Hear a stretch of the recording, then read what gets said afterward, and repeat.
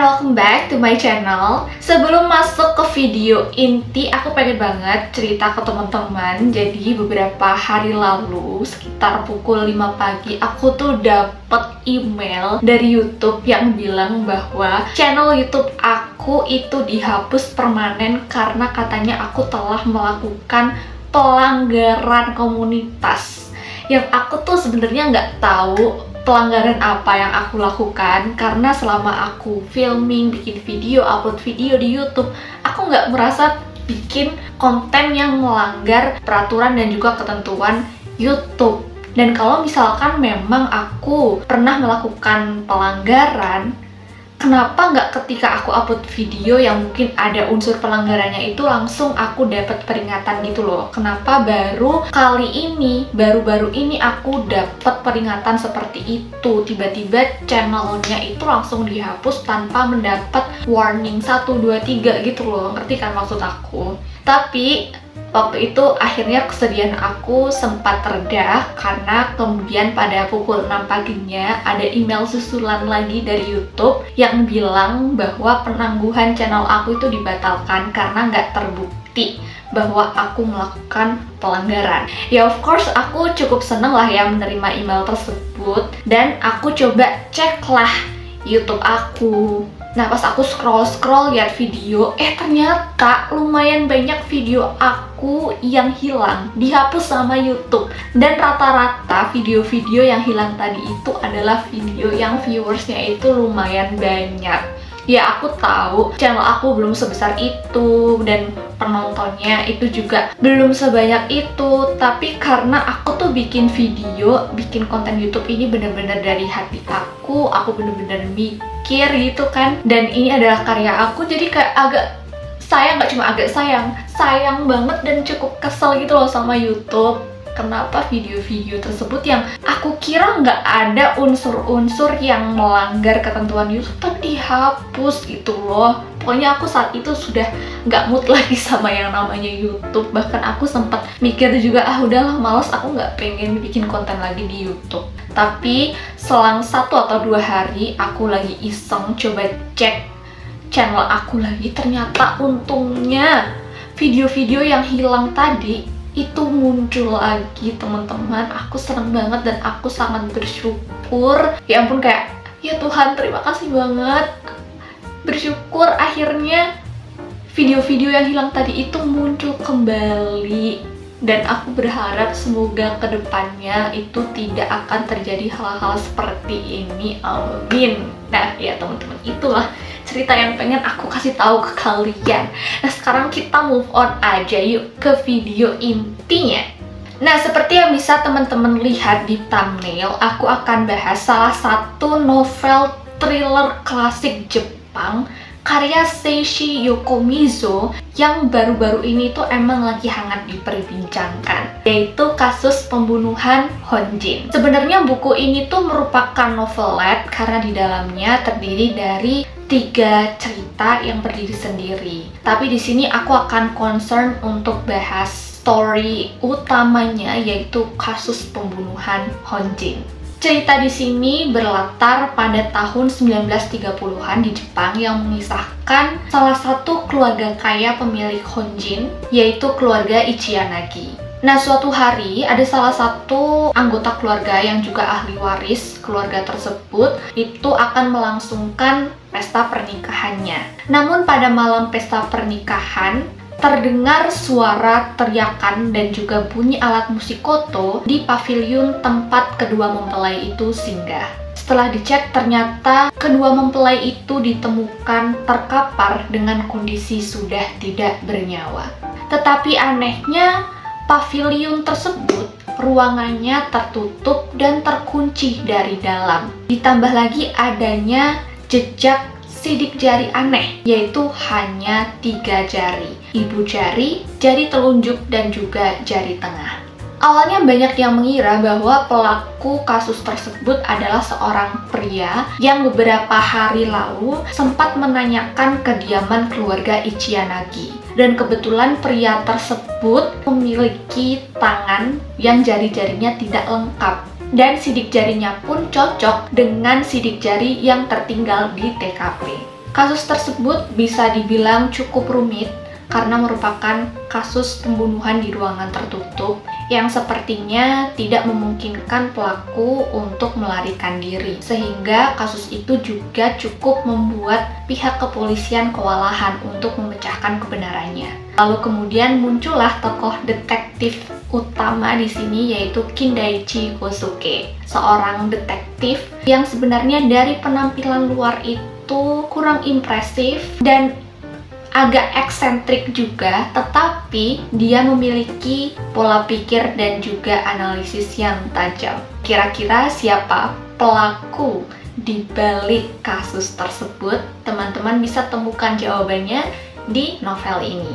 Oke, sekarang kita langsung aja masuk ke poin-poin reviewnya. Pertama yang langsung aku sadari setelah membaca novel ini adalah cara penyajian cerita yang unik. Karena di buku ini ceritanya itu disampaikan melalui sudut pandang penulis. Jadi rasanya itu seperti pembaca sedang didongengi langsung oleh penulisnya. Nah, poin ini menurut penilaianku itu punya poin plus minus. Poin plusnya, dengan penyampaian melalui sudut pandang penulis, cerita di sini tuh kesannya seperti sebuah kejadian yang benar-benar nyata. Tetapi poin kekurangannya, aku merasa jadi ada beberapa bagian yang penjelasannya itu terlalu bertele-tele. Jadi nggak langsung to the point menceritakan apa yang terjadi pada masa itu di keluarga tersebut.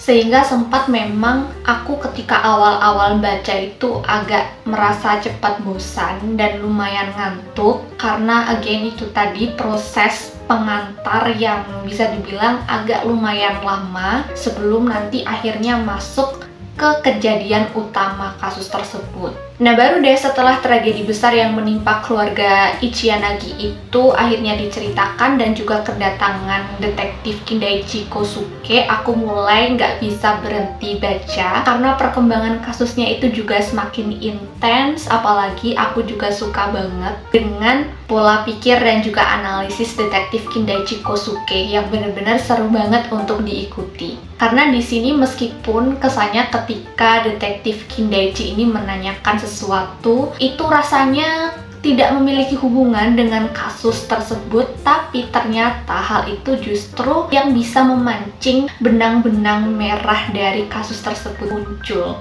Sehingga petunjuk-petunjuk, puzzle-puzzle yang masih berserakan itu mulai tersusun satu persatu dan menemukan kebenarannya. Kedua, ketika aku membaca bagian kasus pembunuhan Honjin ini, aku seketika teringat dengan buku Murder in the Crooked House. Karena kalau nggak salah ingat, buku itu juga mengangkat tentang kasus pembunuhan di ruangan tertutup. Tapi jujur aja, aku lebih suka eksekusinya di novel ini. Karena ketegangan dan kasusnya itu lebih intens, alurnya juga sat-set, dan setiap babnya pasti ada perkembangan. Penulis pun juga berhasil menulis narasi yang mampu membangkitkan rasa penasaran pembaca, sehingga pembaca itu jadi nggak mau berhenti untuk membaca kelanjutan ceritanya dan pengen buru-buru mengetahui kebenarannya. Selain itu, meski ini adalah sebuah novelet, tapi aku merasa di sini tidak ada plot hole. Jadi walaupun memang space-nya itu lebih sempit dibandingkan novel, tapi penulis berhasil juga merunut alur cerita dengan baik. Untuk pengungkapannya sendiri, setelah mengetahui jawaban siapa pelakunya, jujur aku agak cukup skeptis sedikit lah ya, karena di luar ekspektasi aku. Tapi rasa itu langsung hilang setelah kemudian aku mengetahui motif pelaku dan juga kesimpulan yang disampaikan oleh Kindaichi Kosuke. Itu benar-benar wow, mind blowing banget dan benar-benar bikin ngeri. Ini kayak gila banget, kok ada gitu manusia yang melakukan hal-hal seperti itu, teman-teman. Kira-kira itu adalah pendapat aku untuk bagian kasus pembunuhan Honjin. Kali ini aku akan bahas sekilas untuk bagian cerita kedua dan juga ketiga. Untuk cerita kedua, ini tuh mengisahkan tentang perseteruan dua keluarga yang di kemudian hari membuahkan rasa dendam ke anak cucunya.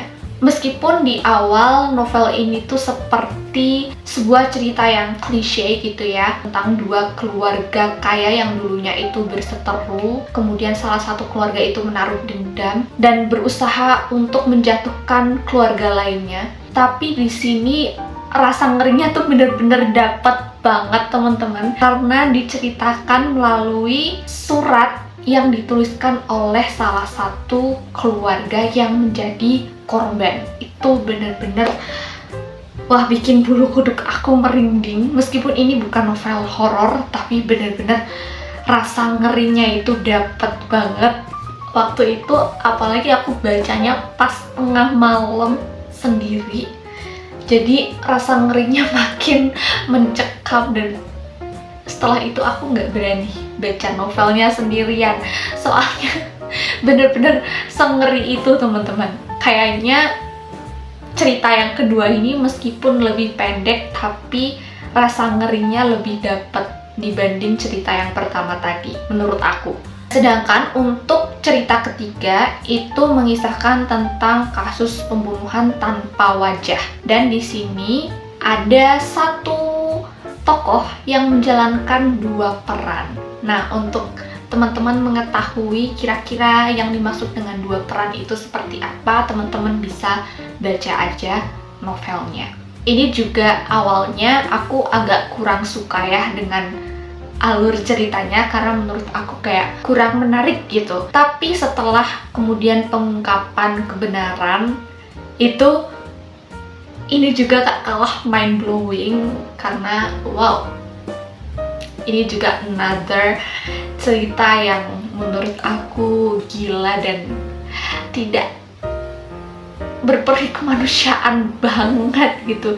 Ini bener-bener satu novel ini ya, semuanya menggambarkan manusia yang kelakuannya tuh kayak dajjal teman-teman.